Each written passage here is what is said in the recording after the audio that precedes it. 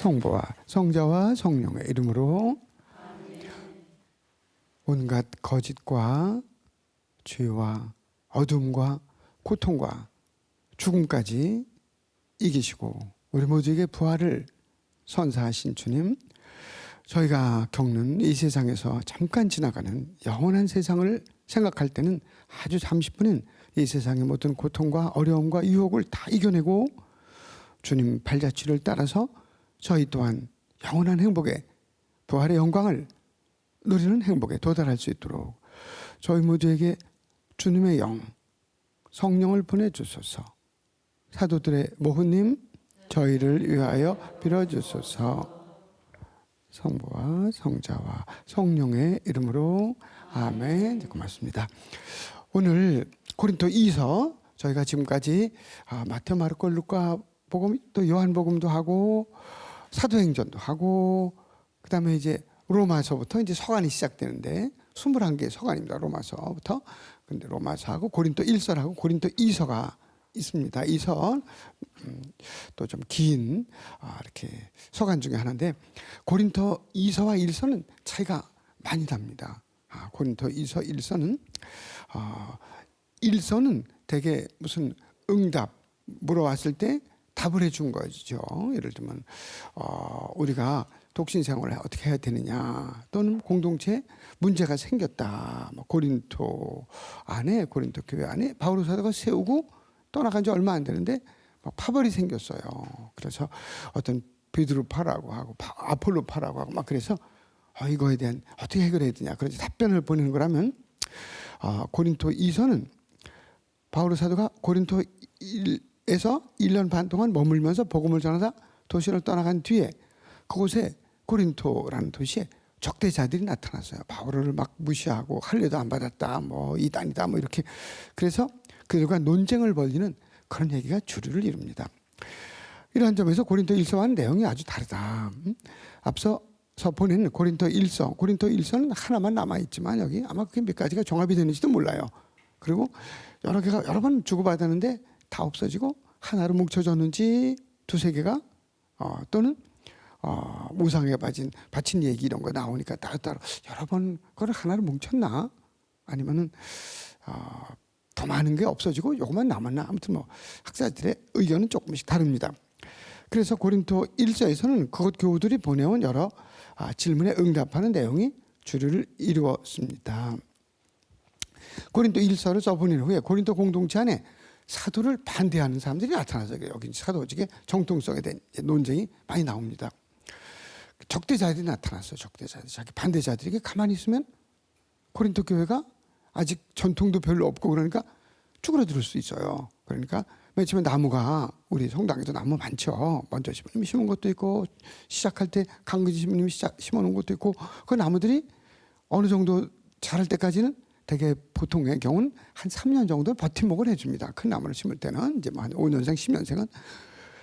그러면 이제 그때는 5년, 한 3년 지나고 그러면 5년생이니까 8년, 9년 되면 이제 자리를 잡아서 바람이 불어도 괜찮은데, 처음에 심은 얼마 안 된 나무를, 한 3, 4년생 된 나무를 심어 놓으면 이게 흔들릴 수도 있고 바람에 뿌리가 상할 수 있기 때문에 버팀목을 이렇게 세워 놓습니다. 그리고 이제 버팀목을 또 한 몇 년 지나면 치워버리죠. 그러면 어느 정도 바람이 흔들려도 태풍이 아니면은 견뎌내죠. 그런데 아무튼 이게 어린 나무들은 도움이 필요하죠. 어린 교회는, 고린도 교회는 얼마 안 됐으니까 스스로 해결할 그런 능력이 없어요. 그래서 바울 사도가 이제 편지로 이렇게 바울 사도의 권위를 바울 아무것도 아니다, 똑같은 사람이다, 그리고 교회를 박해하던 사람이고 율법도 안 지킨다. 자기는 지켰지만은 바울 사도가 이렇게 사람들한테 이야기하기를 할례도 안 해도 된다, 막 이러니까 그냥 미움을 막 받는 거죠. 그래서 바울의 정통 사도가 아니다. 그래서 2장 5절에 보면 이런 내용이 나오죠. 누가 나를 슬프게 하였다면, 바울 사도의 말이죠, 과장 없이 말해서 나만이 아니라 어느 정도는 여러분을 모두 슬프게 한 것입니다. 그렇죠. 공동체 하나에 어떤 아픔이 생기면 다른 사람들에게도 직접 간접으로 어느 정도 영향을 준다, 그런 얘기죠. 그리고 또 이렇게 말합니다. 에페소에서 출발해서 문제 해결을 위해서 고린토를 방문할 계획을 바울 사도가 알려줍니다. 그래서 고린토 2서 1장 15, 16절에 보면 이렇게 얘기해요. 이러한 확신이 있었기에 바오로 사도에 얘기하여 나는 먼저 여러분이 가기로 계획을 세웠습니다. 그렇게 하여 여러분이 또 한 번 은총을 누리게 하고 싶었습니다. 바오로 사도가 가면 은총을 누리게, 왜냐하면 다른 사람들보다는 하나님의 특별한 은총을 입어서 복음을 제대로 전할 수 있고 하니까 바오로 사도는 자기 자신에 대한 교만이 아니고 겸손하게 하나님 뜻을 내가 전하니까 여러분에게도 은총의 기회가 됩니다. 이렇게 스스로 자신을 하고 있습니다. 여러분에게 들러서 마케도니아로 가고, 마케도니아 이제 그리스 지방으로 가는 거예요. 이제 그리스 북쪽이 이제 마케도니아인데 그리스 발칸반도로 여기 이제 터키 지방, 여기 이제 고린토는 물론 이제 아래 그 발칸반도 아래에 있는데 거기서 조금 이제 위쪽으로 가고 싶다 그런 얘기죠. 그래서 이제 마케도니아로 가고 다시 마케도니아에서 여러분에게 갔다가 고린토로 다시 내려갔다가 여러분의 도움을 받아 유다로 떠나려고 했던 것입니다. 다시 이제 유다는 예루살렘으로 가고자. 예루살렘은 이제 여행 끝나고 본 고향으로 돌아간 곳이니까요.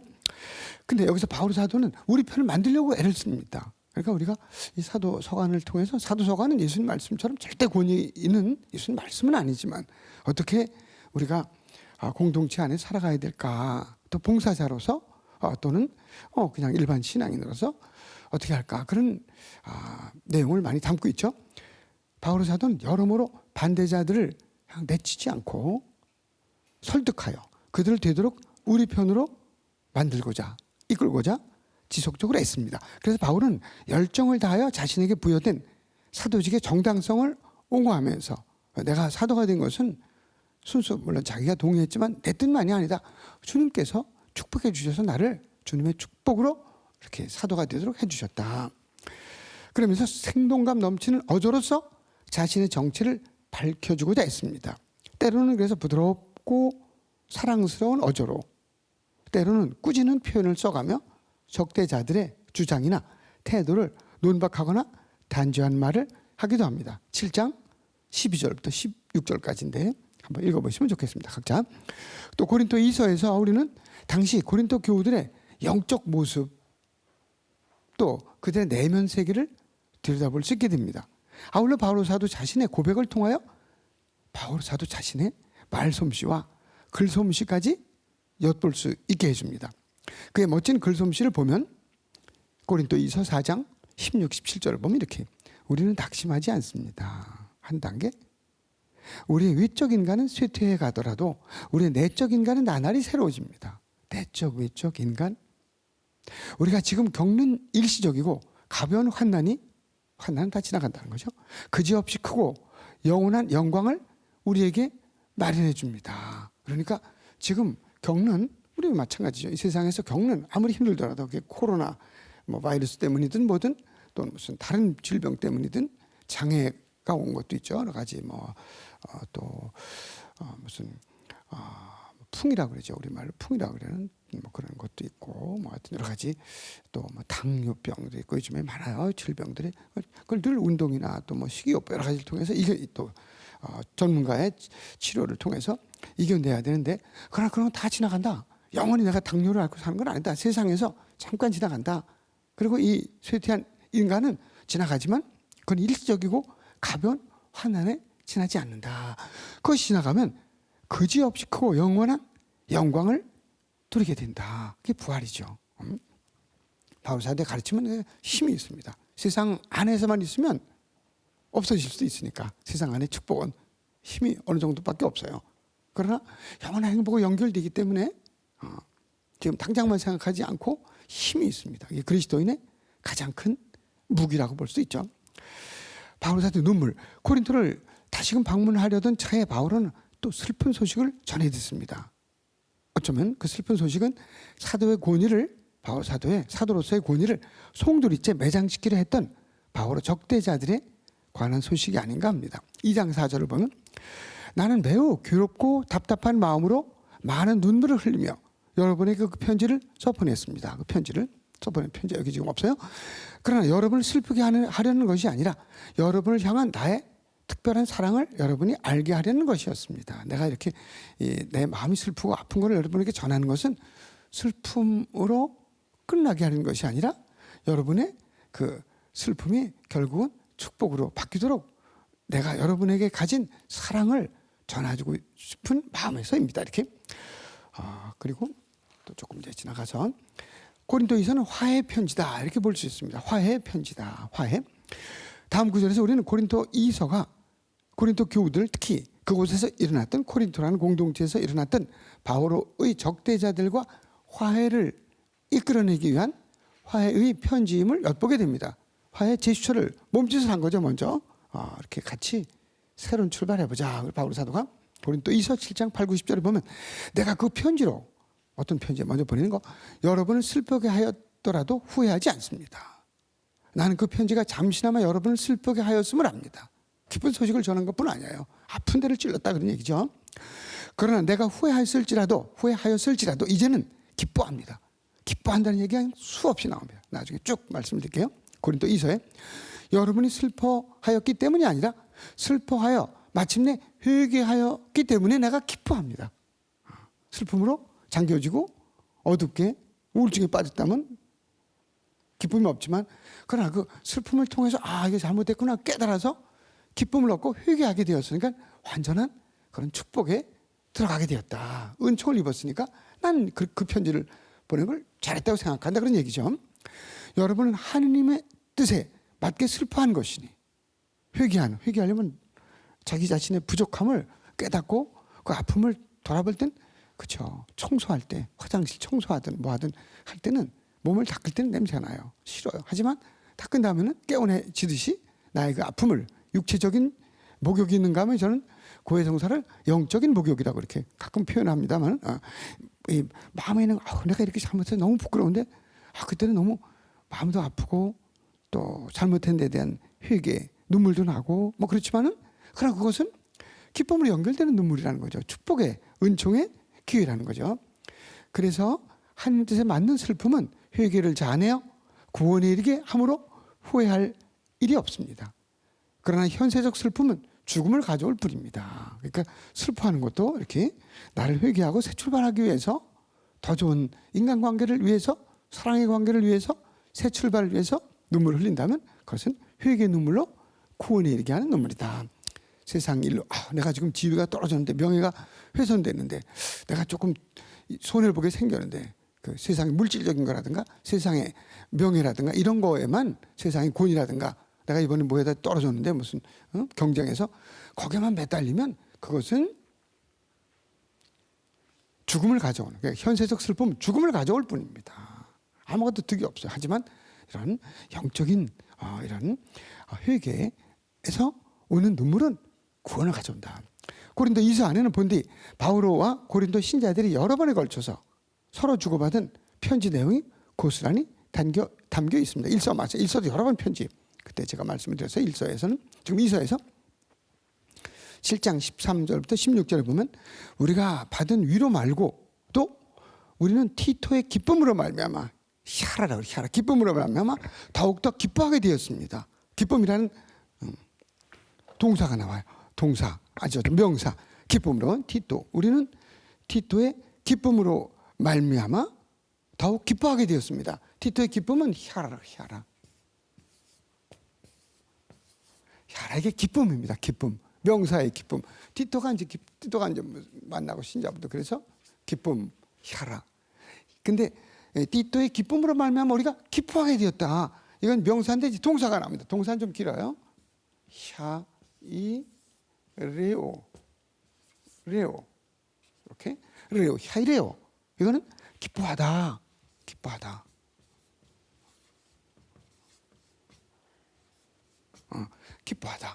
명사와 동사가 번갈아 가면 여러 차례 나옵니다. 그러니까 항상 중요한 것은 잡채밥은 뭐죠? 잡채밥인데 거기 돼지가 잔뜩 나오면 돼지고기지, 그죠? 제육볶음이나 뭐 이름이 다르지. 잡채밥은 잡채하고 밥하고가 주를 이루어야 되는데 거기 표고버섯이 90%가 들어가고 잡채가 두 줄기밖에 없다. 국수 같은 거 그러면 잡채가 밥이 아니에요, 그죠? 그렇듯이 많이 나오는 동사가 전체에 결정합니다. 많이 웃고 늘 진실을 이야기하는 사람은 우리가 저 사람은 진실해, 믿음직해. 근데 어쩌다 진실을 말하고 계속 거짓말하고 뭐 온다라고 안 하고 약속 어기면 저 사람은 믿을 수가 없어. 이렇게 되잖아요. 그죠? 마찬가지로 기쁨이라는 명사라든가 기뻐하다는 동사가 자꾸 나오면 그 전체가 기쁨의 편지가 되는 거죠. 기쁨의 편지.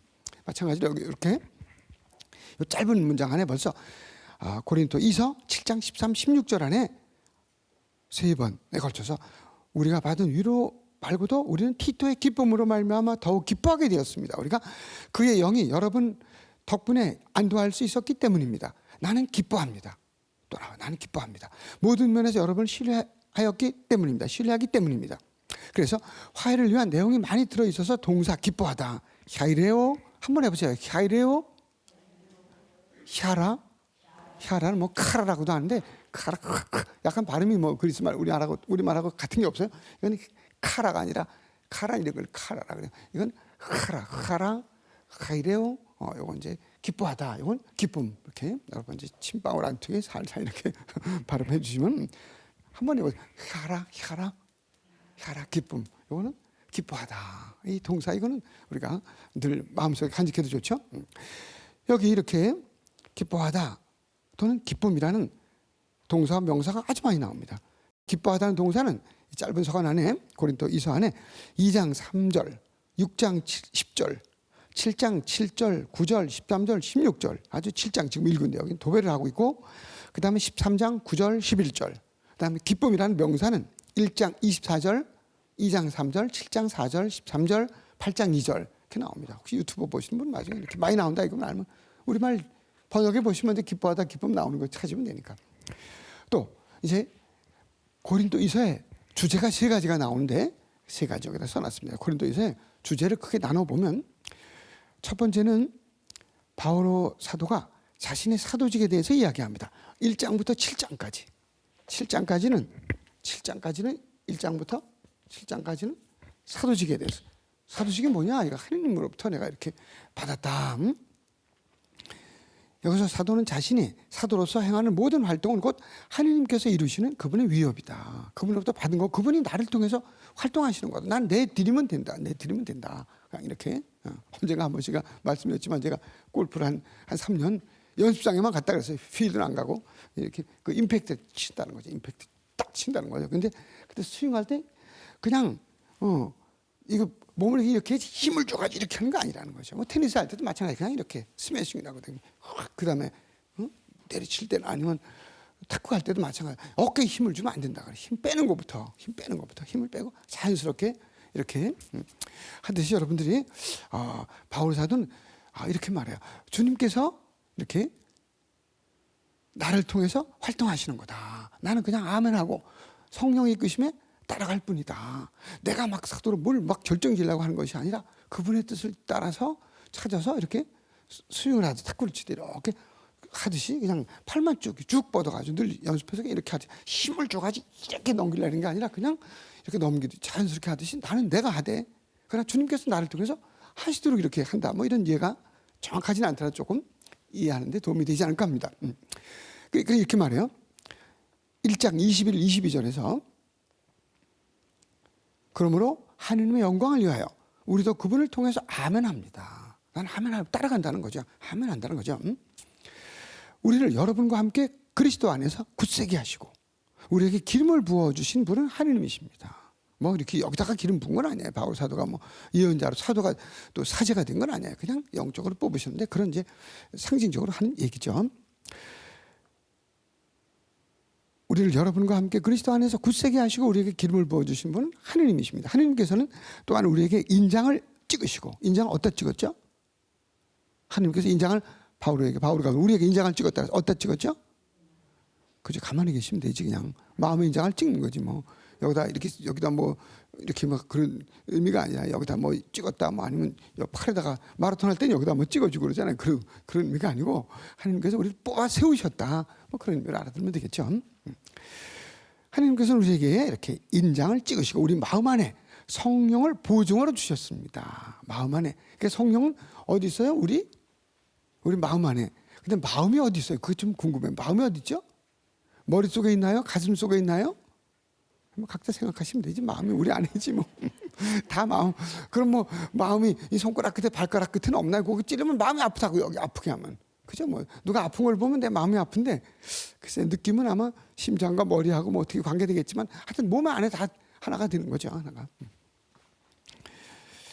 그다음에 첫 번째 주제 성령을 보여주셨다. 사도직이 하나님께서 주신 사도직을 내가 수행할 뿐이다. 그냥 따라갈 뿐이다. 자연스럽게. 그러니까 어떤 때는 나는 뭐 반장, 구역장 요즘에 같이 힘든데 할 수 없어요.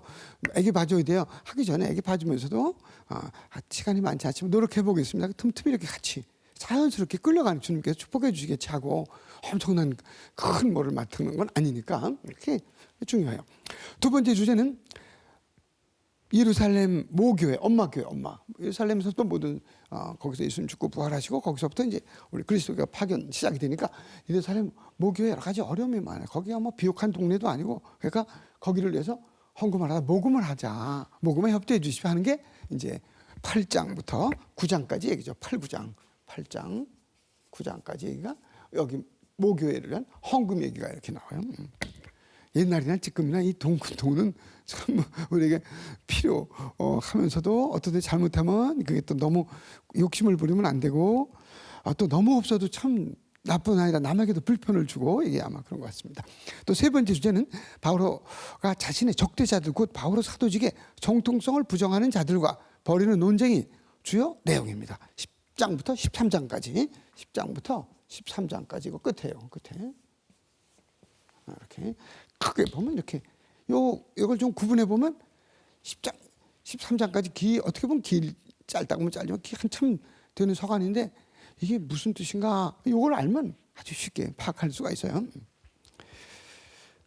그래서 9장 11, 12 여기요. 9장 11, 12절에 보면 그런 얘기가 나와요. 9장 1, 2절에 예루살렘 모교회의 가난한 성도들을 위한 구제 활동에 관해서는 내가 여러분에게 글을 써보낼 필요가 없습니다. 사실 나는 여러분의 열의를 잘 알고 있습니다. 그러니까 뭐 굳이 이렇게 강하게 얘기하지 않아도 내가 왜 필요한지 내가 쓰려는 게 아니라 이 사람 도움을 주려고 그러니까 좀 도와주십시오 하는 얘기예요. 그 다음에 세 번째 주제는 바오로가 자신의 적대자들 곧 바오로 사도직의 정통성을 부정하는 자들과 벌이는 논쟁입니다. 그 말이 이게 여기하고 뭐 관계가 깊죠. 아주 사도가 뭐라고 설명하는데 이거 못 알아들으니까 아주 그냥 자기 방어하는 거예요. 예를 들면 여기에 1장 5절부터 6절에 보면 나는 결코 그 특출하다는 사도들보다 떨어진다고 생각하지 않습니다. 누가 뭐 이렇게 주장한 사람도 있었나 봐요. 내가 비록 말은 서툴러도 아마 남들이 생각할 때도 바오로는 말을 좀 서투르게 했나 봐요. 아마 저하고 비슷하든지 저도 말을 서투르다는 소리는 잘 안 하는데 좀 투박하긴 하지만 아마 말 재주는 좀 없었지 않았나 바오로서 이렇게 얘기해요. 그러니까 남들한테도 그런 얘기를 듣고 그 말도 잘 주변도 없는 사람이 뭐 그런 얘기를 좀 남들이 했나 보죠 아마. 그러니까 바오로 사도가 그래 내가 말은 서툴다.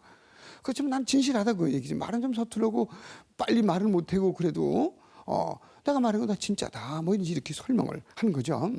내가 말은 서툴러도 지식은 그렇지 않습니다. 그러니까 잘 들어보면 듣고 나면 다 훌륭하고 좋은 주님 말씀을 내가 말 주변은 없지만 그 알아듣는 데는 지장이 없지 않습니까? 뭐 이렇게 얘기하는 거죠. 그러니까 우리가 나는 말을 잘 못해서 말 더듬어 가지고 뭐 이가 어떻게 빠져서 난 뭐 봉사를 뭘 못합니다. 그런 것도 해당이 안 되는 거죠. 우리가 위로가 될 수 있는 그런 말씀입니다. 우리는 그것을 모든 일에서 갖가지 방법으로 여러분에게 보여주었습니다. 지식을 보여줬다는 거죠. 하느님의 뜻을 전해줬다는 얘기죠. 또 고린도에서 또 할 말이 없지만 이제 갈 길이 얼마 안 남아서 이제 갈라티아서 여기가 이제 그 갈릴리아 호수가 있고 여기 헤르몬 산이 있고 여기 시리아, 터키 여기 이제 트로이 목만 있고 그다음에 여기가 이제 그리스 이렇게 하시는데 고린토고 그다음에 갈라티아 이쪽에 여기 보내는 겁니다. 이제 고린도 1, 2서 로마선 여기 이렇게 가지고 이렇게 해서 이탈리아 여기 로마에 보낸 거 먼저 받고 고린토 여기 아테네 고린토 약간 섬같이 이렇게 지금 여기 운하가 생겼다 그랬죠. 고린토 1, 2서고 여기 필리피가 있고 갈라티아 여기 이제 여기 뭐 소아시아 7교회도 여기 있고 에페소 여기 에페소 스미르나 베르가몬 디아디라 사르디스 필라델피아 라오디게야 갈라티아 지방도 갈라티아고 여기 데르베 여기 있죠. 뭐 여기 바오로 사도의 고향 이쪽입니다. 소아시아 이제 보내는 편지예요.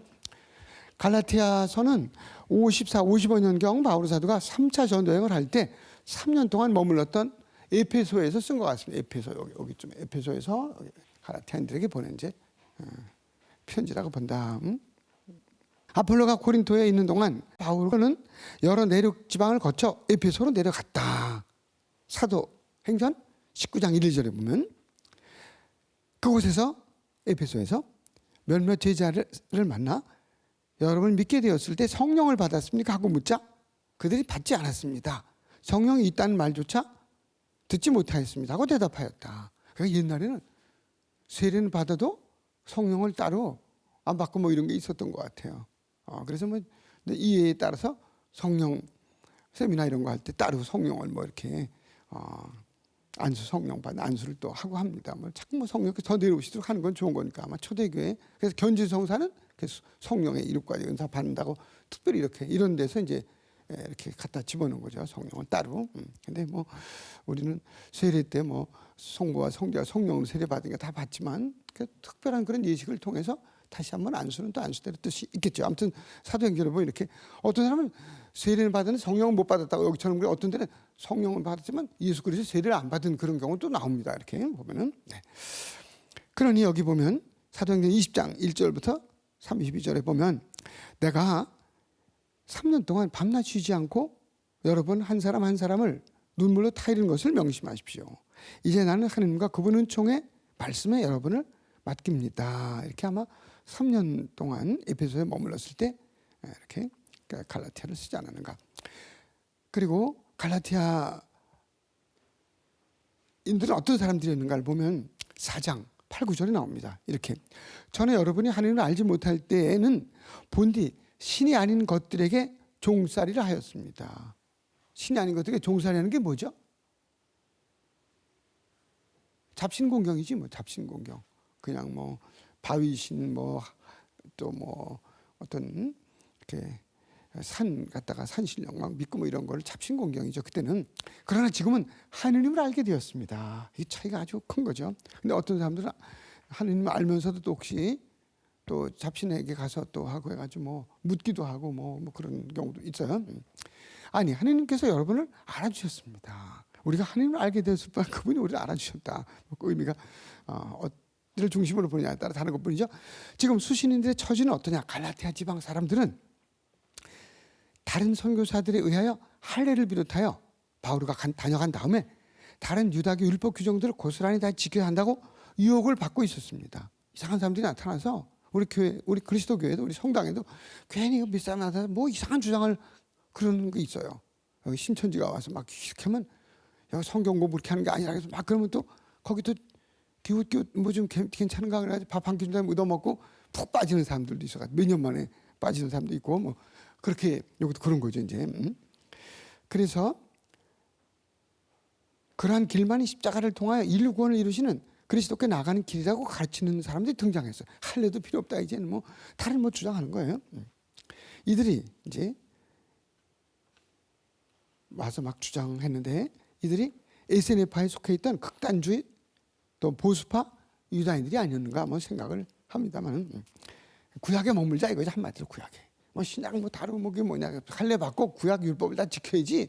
그거 지켜왔으니까 그 사람들은 아주 보수파들인데 그걸 안 지키고 어떻게 구원이냐. 어떻게 습관이 젖어왔으니까 아버지 할아버지 대대로. 그러니까 그런 사람들이 아닌가 하는 거죠. 추측해 봅니다. 갈라티아의 그리스도인들은 자칫 지금까지 바울과 사도들이 가르치던 참 진리에서 벗어나 엉뚱한 길로 들어설 위기에 이제 빠진 거죠. 그래서 바울과 격한 표현을 써요. 다른 신약 전체에서 이런 표현은 없어요. 여기만 이렇게 나와요. 갈라티아서 3장 1절과 3절이 두 번 나와요. 뭐라 그러냐면 이 어리석은 갈라티아 사람들이요. 어리석다. 여기 용해노동 신자분들 보고 어리석은 용해노동 신자분들에게 기분이 나빠요. 그냥 여러분 왜 이렇게 뭐 좀 이해를 못하냐, 굶뜨냐 이렇게 말하면 그래도 좀 기분이 좋지는 않지만은 지나갈 수 있는데 막 출신을 얘기하면서 너 뭐 김씨 집안이 어떻다, 뭐 신씨 집안이 어떻다, 왜 그러냐, 용오동은 왜 이렇게밖에 안 되냐, 뭐 막 그러면 아주 기분 나빠. 여기는 전부 다 뭐 이렇게 학교도 문턱에도 못 가본 사람들이 사는 동네냐, 뭐 이렇게 얘기하면 기분이 나빠. 근데 여기 바울 사도 그렇게 말해요. 뭐라 그러냐면 어리석다. 어리석은 배움이 없다. 또 순 우리말은 뭐요? 배움이 없다. 그건 뭐죠? 아주 쉬운 말 우리말로 비읍 바보 같다는 거죠. 바보 같다. 어리석은 갈라디아 사람들이 바보 같은 사람들아 그런 말이에요. 그걸 2번이나 해. 갈라디아 3장 1절과 3절에. 그리고 이렇게 말해요. 예수 그리스도께서 십자가에 못 박히신 모습으로 여러분 앞에 생생히 새겨져 있는데 아직까지 그리스도를 우리가 믿고 아직까지 그리스도 이름이 생생한데 누가 여러분을 홀렸단 말입니까? 엉뚱한 대로 그래가지고 홀려가지고 엉뚱한 대로 어느 한 지방 사람들을 두고 이렇게 뭉뚱그려서 이와 같이 어리석은 갈라티아 사람들이라고 그리스 말은 아노에토스 배운 게 없다 그 말이야. 무식하다 그 말이야. 무지하다. 배운 게 없다가 누수가 없다. 지식이 없다는 거야. 지식에서 벗어나죠. 엉터리들이다. 그냥 그렇게 말하는 거예요. 이거예요. 어리석은 사람들이요. 이렇게 이야기하고 왜냐하면 갈라티아 교회가 생겼는데 얼마 안 되는데 아직 잘하는데 싹스를 아까도 나무 말씀드렸지만 나무가 큰 나무를 한번 툭 치면 몰라 조그만 나무를 툭 치면은 그죠? 무슨 저 나무까지 안 돼도 뭐 예를 들면 그렇지 뭐 나무라도 소나무 같은 거 얼마 안 되고 그냥 확 좀 쓰러지면 다시 일어나기 어려워요. 또 고추 같은 거 아직 심었는데 얼마 안 돼. 이만큼 자란 거는 이제 혹시 좀 건드려도 가지라든가 고추 뭐 토마토라든가 호박 좀 큰 건 좀 건드려도 괜찮지만 이렇게 가지고 그냥 심은 지 얼마 안 되는데 싹 이렇게 나오는데 새가 와서 콩 같은 거라면 지금 콩을 비둘기하고 꽁 같은 게 콩을 잘 먹어요 안 먹어요? 먹거나 부러뜨려야지 싹이 나무 그냥 딱 한 두 번 딱딱 치면 그냥 싹이 없어지는 거죠. 그런 거를 생각하면 되죠. 지금 그런 상태인데 그냥 싹부터 자르면 어떡하냐. 그러니까 바울 사도가 열이 난 거예요. 지금 열이 나 화가 나가지고 막 하는 게 갈라티아. 그래서 이런 격한 표현이 나온다. 처음에 바로 잡아야 되는데 그래서 3장 3절에 보면 또 이렇게 여러분은 그렇게도 어리석습니까? 아까 어리석은 갈라티아 사람들이요. 그래도 지금은 여러분 갈라티아 사람들이 이렇게도 어리석습니까? 하면서 성령으로 시작하고서는 육으로 마칠 셈입니까? 그죠? 성령과 육. 여기서는 육도 중요하지. 육 안에 성령을 키워가고 성령을 따라야지. 영이 세례받고 그랬지만 그 영이 그야말로 육 쪽으로 이렇게 막 스며들어간다 그러면 흘러간다 그러면 아주 의미가 없죠. 그리고 또 바울은 이렇게 말합니다. 율법의 굴레에서 벗어나 십자가를 통하여 부활의 영광에 도달하신 예수님을 믿음으로써 이제 구원이 이루어진다. 할례가 아니다. 이제는 할례. 구약의 어떤 율법을 지킴으로써 그런 게 아니고 우리에게 구원에 도달하는 그 줄기는 그 도구는 예수 그리스도를 믿는 믿음으로다. 믿음으로 주님의 죽음과 부활에 동참하게 된다. 그리고 인간이 성령의 이끄심으로 예수님을 통하여 하나님께 나가게 되었다. 그래서 갈라티아서 4장 4, 5절에 좀 쭉 지나가서 4, 5절에서 이렇게 말합니다. 때가 찾아 하나님께서 당신의 아드님을 보내시어 여인에게서 태어나 율법 아래 놓이게 하셨습니다. 율법 아래 있는 이들을 속량하시어 우리가 하느님의 자녀 되는 자격을 얻게 하시는 것이었습니다. 갈라티아서 4장 4절 4, 4, 5절 4장 4, 5절에 보면 신약 서간 전체 중에 바울 서간 중에서 마리아를 이렇게 마리아 그런 말은 안 넣어요. 한 여인 성모 마리아를 얘기해요. 여인을 통해서 태어나게 해서 온 인류의 구원을 이루셨다. 마리아를 딱 한 번 여기서 아주 명확하게 얘기합니다. 바울 사도 한 여인을 통해서 인류에게 구원이 왔다. 예수 그리스도를 통해서 이야기합니다. 바울의 생애는 갈라티아에서 바울은 자신이 어떤 경위로 그리스도 신앙을 가지게 되었는지를 이렇게 밝혀줍니다. 이렇게 1장 15, 16절 아주 중요합니다. 그러나 어머니 뱃속에 있을 때부터 어머니 뱃속에 바울가 사도가 어머니 뱃속에 있을 때부터 바울가 로마 이름으로는 파울로스 그리고 그리스 말로도 파울로스 로마 이름은 파울루스 라틴은 파울루스 또 그리스 말은 파울로스 또 자기 태어난 유다 원래 이름은 또 뭐예요? 히브리 이름은 샤울 이렇게 세 가지 이름을 다 가지고 있었던 거죠. 그런데 여기 보면 1장 15, 16절 보면 그러나 어머니 뱃속에 있을 때부터 나를 따로 뽑으시어 당신의 은총으로 부르신 하느님께서 나를 당신의 은총으로 불러주셨다. 기꺼이 마음을 정하시어 내가 당신의 아드님을 다른 민족들에게 전할 수 있도록 그분을 내 안에 계시해 주셨습니다. 그러니까 바울 사도는 자기 뜻이 아니라 하느님께서 벌써 나를 점지해 주셨다. 정해 주셨다. 어릴 때부터 어머니 태 속에 있을 때부터 그러니까 또 이걸 어떤 사람은 또 그냥 약삭빠르게 이해정설 누구든지 다 결정되어 있다. 우리 태어나기 전서도 우리는 하늘나라냐 어디나 결정되어 있다. 그런 이해정설 그런 의미는 아닙니다. 하나님의 선택을 얘기하는 거지. 그런 막 시간적으로 미리 뽑았으니까 나는 노력해도 소용없다. 나는 벌써 결정됐다. 내 앞길은 그런 의미가 아닙니다. 그건 우리가 끝까지 노력해서 비록 나의 출생이라든가 배움이라든가 이 모든 것은 아주 천하고 어려운 그런 가정 가문이 될 수 있지만 그런 나라가 될 수 있지만 그 내가 노력해서 우리나라와 또 내 가문과 출신 지방과 배움 상관없이 아주 훌륭하게 될 수 있는 겁니다. 그러니까 이건 나의 자유지. 하나님께 자유의지를 주셔서 내가 하는 거지. 뭐 미리 이렇게 결정돼 갖고 나는 노력해나마나 됐다. 그래서 어떤 사람은 손금을 수술한다. 그래서 손금 이렇게 손금이 가면 뭐 오래 살기 이렇게 짧게 갖고 그걸 미리 하면 오래 산다 그러는데 그럼 뭐 손금만 뭐 그죠. 그러니까 참 그러니까 뭘 어떻게 해석하고 어떻게 어느 길을 가느냐는 건 중요해요. 그래서 그럼 뭐 할 일도 필요 없지. 뭐 어차피 이렇게 돼서 이렇게 될 거라면 손금만 가서 고치면 그냥 다 그럼 고치지 다. 다 백만장자가 되고 다 세상에서 그렇지 않아요, 그죠? 그리고 이제 갈라디아 서간에서 아주 더 중요한 것은 이렇게 쓴 목적입니다. 쓴 목적이 뭐냐면 서간 끝에 가서 짚을 목적을 이렇게 말합니다. 6장 15절에 가서 사실 할례를 받았느냐 받지 않았느냐는 중요하지 않습니다. 새 창조만이 중요할 따름입니다. 새로운 창조는 부활, 피조물이 예수 그리스도를 믿고 부활의 영광이를 부활을 이야기합니다. 이게 중요하다. 영원한 삶이 중요하다. 내가 할례 받고 안 받고 이게 중요하지 않다는 거죠. 그래서 새로운 창조, 부활은 새로운 피조물, 세례를 통해서 벌써 우리는 세상에 있지만 새로운 단계에 발을 디뎌 놓았다. 근데 그렇게 살지 못하고 그런 경우는 인간의 약함 때문에 그런 거예요. 아직 이 물든 여러 가지 오염된 세상에 살기 때문에 새로운 창조물은 곧 성부와 성자와 성령 이름으로 새로 태어나 하나님의 자녀가 된 그리스도인의 실존을 말합니다. 그래서 바울 사도는 갈라디아서 3장 27, 28절에서 아주 중요한 얘기를 하죠. 그리스도와 하나 되는 세례를 받은 여러분은 우리는 그리스도를 입었습니다. 모두가 다. 그래서 유다인도 그리스도인도 따로 이제 무슨 뭐 민족이 중요한 게 아니다. 종도 자유인도 없다. 남자도 여자도 따로 뭐 이런 게 중요한 게 아니다. 한 인간이 인간으로서 서로 존중하고 똑같은 하나님의 자녀다. 여성이든 남성이든 아이든 어른이든 조금 덜 살든 2층에 살든 반지하에 살든 상관없다. 기생충 반지하라고 우리는 냄새 난다고 뭐 근데 상관없다. 여기서는 그렇게 우리가 무시하면 도와줘가지고 빨리 올라오게 해줘야 되죠. 참 멋있는 얘기래요. 여러분은 모두 우리는 모두 그리스도 예수님 안에서 하나입니다. 기가 막혀요. 하나 예수님 안에서 하나다. 한 인간이다. 참 이런 의미만 하나 가지고도 세상이 조금 더 거룩하게 되고 공산주의 이렇게 몇 명만 잘 살라 그러고 몇 명 움켜져가지고 권력을 주고 거짓말하고 온갖 다른 걸 다 지배하려고 막 1대1로 이런 거 그런 짓을 안 할 것 같아요. 그러니까 우리가 참 힘을 길러야 됩니다. 그러니까 남이 해주길 기다리기 전에 우리가 투쟁하고 같이 움직이고 그렇지 않으면 공짜로 주어지질 않아요. 밤나무 밑에 가서 감나무 밑에 가서 들어있으면 감과 사과가 떨어지나?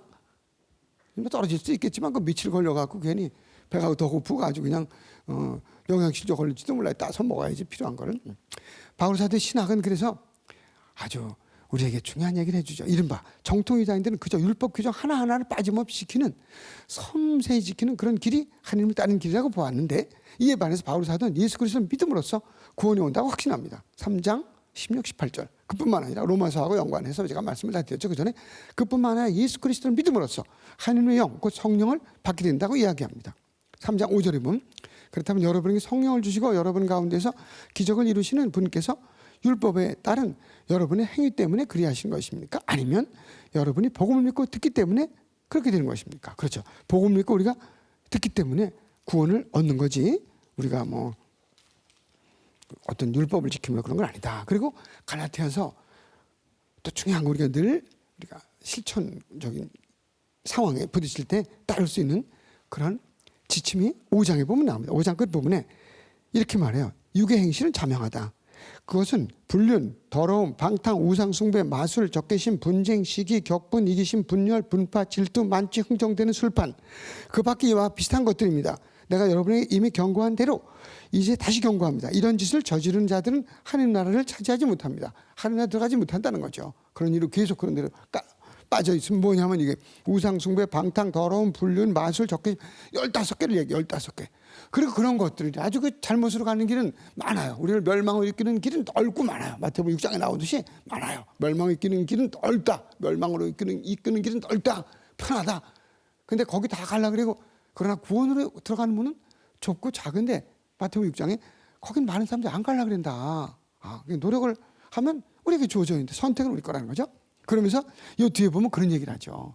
그러나 성령의 열매는 다음과 같습니다. 그리고는 여기 뭐 방탕, 뭐 적개심, 거짓 이런 것들 쭉 멸망으로 끄는 길을 얘기하고 나서 그걸 이제 부도덕 목록이라 그래요.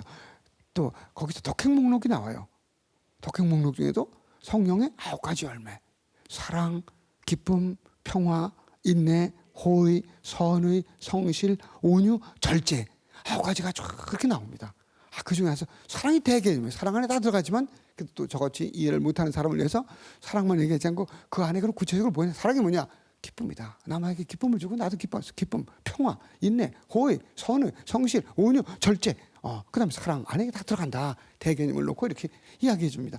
여기 제가 시간 뭐 이런 것 때문에 지약에 대해서 다 설명 못 드리지만 각 성서 안에 지금 다시 강의를 하려면 아주 마음에 드는 거 한두 개씩 이렇게 뽑아갖고 묵상을 하면 좋겠는데 뭐 이렇게 하다 보니 벌써 시간이 이렇게 다 되고 이제 에페소서 이렇게 나가요. 마침에 제일 긴 게 서간이 21개 서간이 있는데 마태오, 마르코, 루카, 요한복음, 사도행전, 그다음에 로마서가 제일 길어서 맨 앞에 나오고 두 번째 이렇게 긴 게 에페소서가 아니죠. 고린도 1서가 길어서 두 번째 나오고 세 번째 고린도 2서가 길어서 나오고 그다음에 이제 갈라티아서가 길어. 갈라티아서, 에페소서, 그 로마서, 고린도 1서 다음엔 에, 이, 오 이렇게 나갑니다. 갈라티아서, 에페소서, 이 필리피서, 오 골로새서, 뭐 그다음엔 뭐 길이 순서들은 똑같지는 않아요. 뒤로는. 근데 거기까지는 이렇게 열거해 놨습니다. 에페소서는 필리피서, 골로새서, 필레몬서와 함께 옥중서관으로 불립니다. 왜냐하면 그 안에 나 바오로가 이렇게 3장 1절에 보면 에페소서 그래서 예수님 때문에 이민족 여러분을 위하여 다른 민족 여러분을 위하여 수인이 된 나 바오로가 말합니다. 갇혀 있다는 거죠. 그리고 사도의 모습을 생생하게 느끼고 있던 깨달았다. 아마 제자가 쓰지 않는가. 바오로가 직접 쓴 것 같지는 않고 여기는 그렇게 얘기합니다. 여기 에페소 저자는 실상 에페소 공동체를 가보지 못했어요. 직접 전해 듣고 모든 걸 다 바오로가 뭐 다 간다 다 다니지 못하는 거죠. 저도 우리나라 아직까지 큰 도시 읍이나 면 이런 것 중에 다 면은 뭐 해놓고 시 정도만 해도 못 가본 데가 아직도 많습니다만 이렇게 50년, 60년을 70년을 살아도 실상 에페소 공동체를 직접적으로 경험하지도 못했고 잘 알지도 못했음이 다음 구절에서 나타납니다. 에페소서 1장 15, 16절에 보면 이렇게 말해 바오로가 그래서 나도 주 예수님에 대한 여러분의 믿음과 모든 성도를 향한 여러분의 사랑을 전해 듣고 여러분에 대해 직접 여러분의 편지를 직접 들은 것 같아요. 여러분이 어떻게 산다는 걸 에페소 사람들이 어떻게 산다는 걸 전해 듣고 편지를 씁니다. 그런 얘기예요. 거기 직접 아는 사람이 있는 게 아니에요. 지금 가본 것도 아니에요. 또 기도 중에 여러분을 기억하며 여러분 때문에 끊임없이 감사를 드립니다. 에페소 교우들에 관한 이야기를 단지 남들로부터 전해 들어서 어느 정도 알고 있는 상태에서 거기 보낸 편지예요. 여기 뭐 찬미가 교훈 이런 것들이 이제 나오는데 에페소의 주요 주제는 하나님께서 이루시는 인류 구원 계획의 신비입니다. 그래서 에페소서 1장 3절부터 10절에 보면 쫙 그런 얘기가 나옵니다. 맨 앞에 첫 페이지부터 인사말 다음에 하나님의 구원 계획의 신비입니다. 세상 창조 이전에 그리스도 안에서 우리를 하나님께서 선택하셨다. 하나님의 선택. 우리가 당신 앞에서 거룩하고 흠없는 사람이 되게 해주셨다. 에페소서 1장 3, 4절에. 그럼 그리스도 예수님 안에서 선민 이스라엘이 이민족과 사이에 놓여있던 장벽이 사라졌다 그겁니다. 왜? 이제는 우리가 세례를 통해서 그전에는 어떤 민족이 중요했지만 이스라엘 선택된 구약이 이스라엘 선택된 민족이고 나머지는 선택받지 못한 민족이었는데 그래서 이방이라고 불렀던 거죠. 사실은 그러니까 우리 신약에는 이방인이 따로 없어요. 그런 말이. 이방인이. 구약에 이방인이 있죠. 그래서 지금은 다른 민족이라고 그렇게 번역을 하는 겁니다. 다른 민족.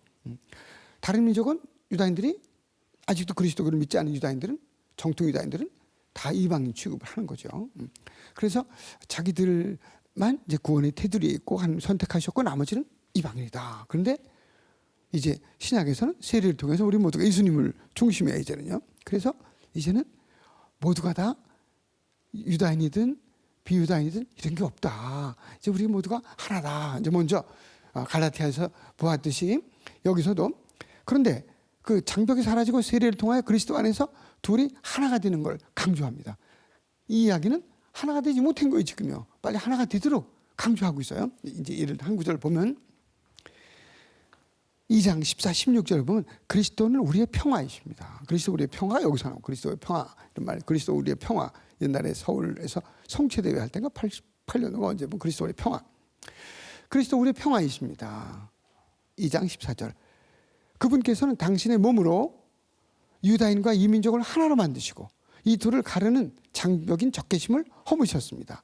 당신 안에서 두 인간을 하나의 새 인간으로 창조하시어 평화를 이룩하시고 십자가를 통하여 양쪽을 한 몸 안에서 하나님과 화해시키시어 그 적개심을 당신 안에 없애셨습니다. 2장 14, 16절에 보면 우리 모두가 하나가 되었다. 이거 하나가 되도록 강조해주는 이제 그리고 교회가 그리스도의 몸이다. 이제 그런 표. 그리스도의 몸이 하나잖아요. 우리가 지체가 다르듯이 그런 표현이 이제 또 뒤에 나옵니다.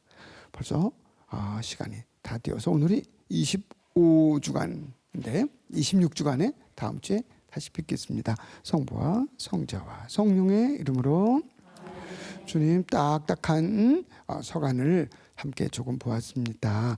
성령의 비추심으로 딱딱한 서간이 부드럽게 우리 안에 들려오고 다시 읽을 적에는 보다 더 내 마음에 와 닿도록 저희 모두에게 성령을 보내주소서.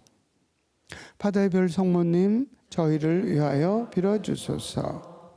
성부와 성자와 성령의 이름으로 아멘. 들으시라고 애쓰셨습니다. 가정에서 보내드립니다.